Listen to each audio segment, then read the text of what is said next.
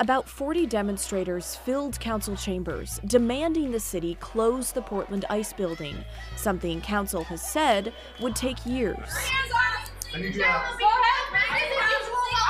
America, those protesters just shut down a Portland City Council meeting. Again, the agenda, deciding how to spend tens of millions of unspent housing funds. The result? Meeting postponed because 4 people decided their tantrum was more important than housing the homeless. Portland's downtown real estate market continues its free fall. Records show the city's largest office buildings are worth a fraction of what they were worth before the pandemic. Portland's downtown just lost $2 billion in property value. The same people disrupting meetings about housing funding are the reason businesses are fleeing. Yeah, Tim, a CVS spokesperson told me March 5th will be the last day for this story. People I spoke to today who were going in and out of the store tell me they're frankly not surprised.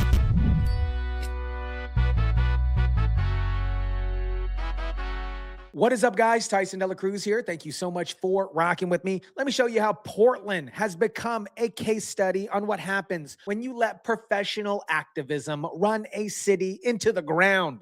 Literally. Let me start with the economic devastation that nobody wants to talk about because these numbers are absolutely brutal here. Records show the city's largest office buildings are worth a fraction of what they were worth before the pandemic. In 2019, Portland topped 20 office buildings worth a combined $3 billion. At the end of 2025, $986 million. That's a 70% wipeout in 6 years. Not during a crazy war, not during a natural disaster, during peacetime under Democrat leadership that prioritizes ideology over business. And it gets even worse, guys. The assessed value, what the county actually taxes for, dropped from $1.2 billion to $890 million. That is a 25% hit to the tax base. The Fox Tower lost nearly $54 million in taxable value between 2019 and today. Montgomery Park lost almost $50 million.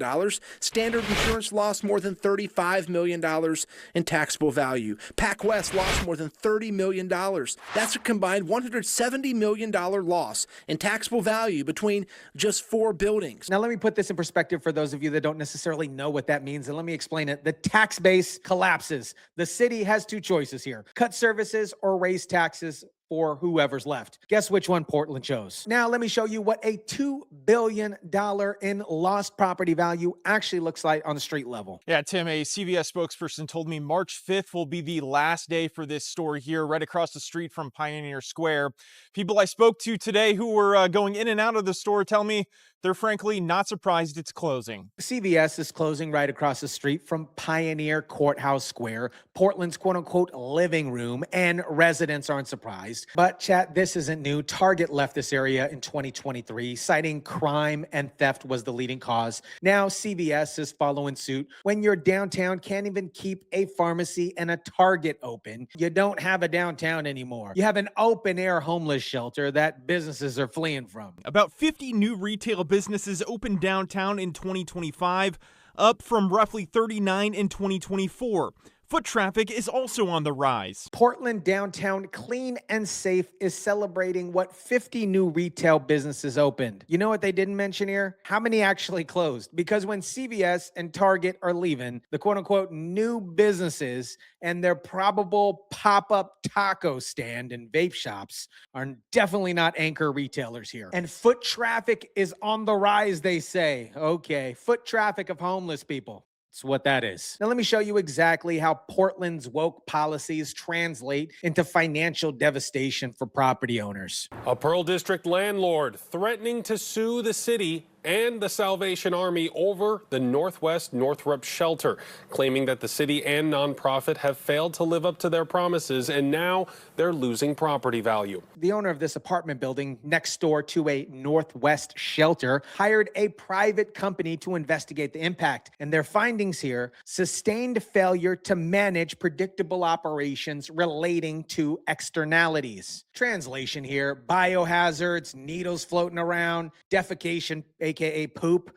urination, people passed out, and the building dropped $5 million in value directly because the shelter's operation, not because of market forces, not because of a pandemic, because the city opened a low barrier shelter next door and refused to manage the chaos. This, my friends, is what compassion in Portland looks like when it's translated into policies. You open up a shelter with literally no requirements, no enforcement, no consequences, and the surrounding property owners lose millions and millions of dollars while residents deal with human waste, human crap on the sidewalks. But when the landlord threatens to sue if conditions don't improve, Keith Wilson says these claims ignore the clear reality that homelessness existed before the shelter opened. Okay. So the building losing $5 million in value and being surrounded by biohazards and literal crap is just coincidental here. Now, let me introduce you to the people making this all extremely worse. Because while businesses are collapsing and property values are cratering into the abyss, Portland has a dedicated group of professional activists who show up and disrupt every attempt at governance. One person crossed the dais to confront city leaders, forcing councilors to evacuate. Another group blocked the lobby door. They didn't just protest here. You could see the video. They physically jumped over areas and got in the faces of council members. They blocked the lobby door to prevent people from leaving. They forced evacuation of elected officials during a public meeting about housing funds. And when police showed up, 24 officers, nearly every cop on the clock, had to respond to arrest 4 people. That means other 911 calls were unanswered while these activists were throwing a temper tantrum. Cole Donahghue was one of the demonstrators arrested. I was chanting, I was holding space. Along with trespassing, he's also charged with disorderly conduct. I think it's bogus. And meet my man Cole Donahghue, arrested for trespassing and disorderly conduct. And in his own words, I was chanting, I was holding space. Okay, my man. This is his defense.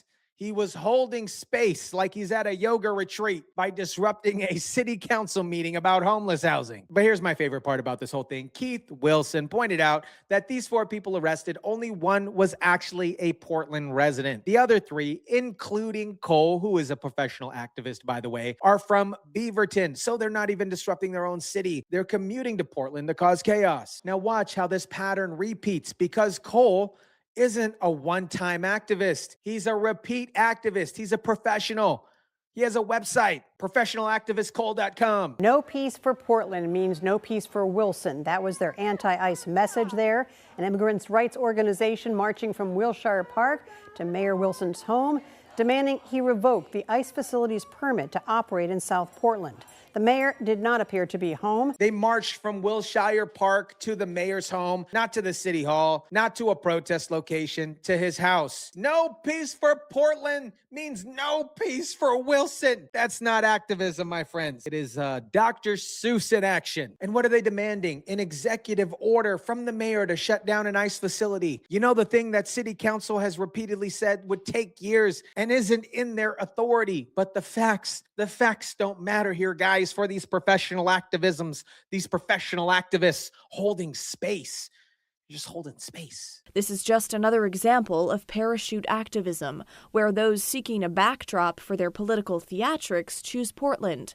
Out of the 4 arrested individuals, only 1 is an actual resident of our city. When I heard this, Wilson nailed it. Parachute activism. People from outside of Portland using the city as a backdrop for their, get this, political theater. 3 out of the 4 arrested weren't even residents. They drove from the suburbs to disrupt a meeting about homeless housing, got arrested, and went home to Beaverton. Meanwhile, Portland residents who actually need city services get absolutely nothing because the meeting was postponed. Again, because Cole needed to hold space. Now, let me connect these dots, because this isn't random chaos. This is a self-reinforcing dupe of loom. Last year, when we were putting our budget together, one of our primary problems is that we were only seeing property tax growth of $8 million year over year.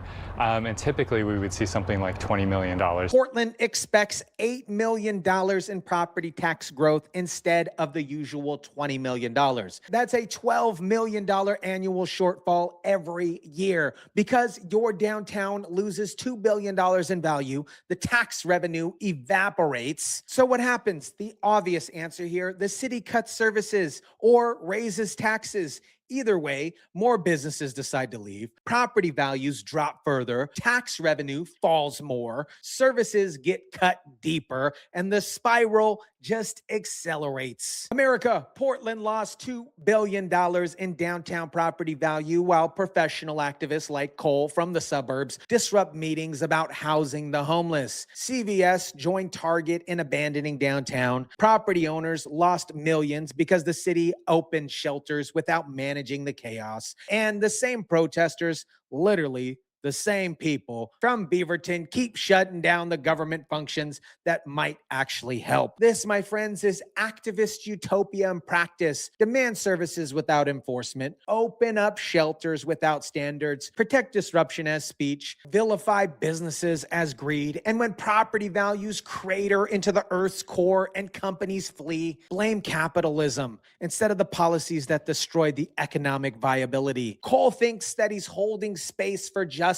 He's actually holding space for Portland's complete economic collapse. Every meeting that these people disrupt is a meeting where housing funds can't get allocated. Every protest at the mayor's home is a signal to businesses that Portland is ungovernable. Every dollar of lost property value is a dollar less for the services that he claims to care about. The doom loop is complete. Bad policy drives out businesses, lost tax revenue, services get cut, more protests, worse policies, more business exodus. And through all that, professional activists from Beaverton get to feel morally superior while actual Portland residents suffer the consequences. Let me know what you think about this. Drop it down in the comment section down below. Smash the like button if you kindly would. Share, subscribe, and as always, guys, I'll catch you on the next one.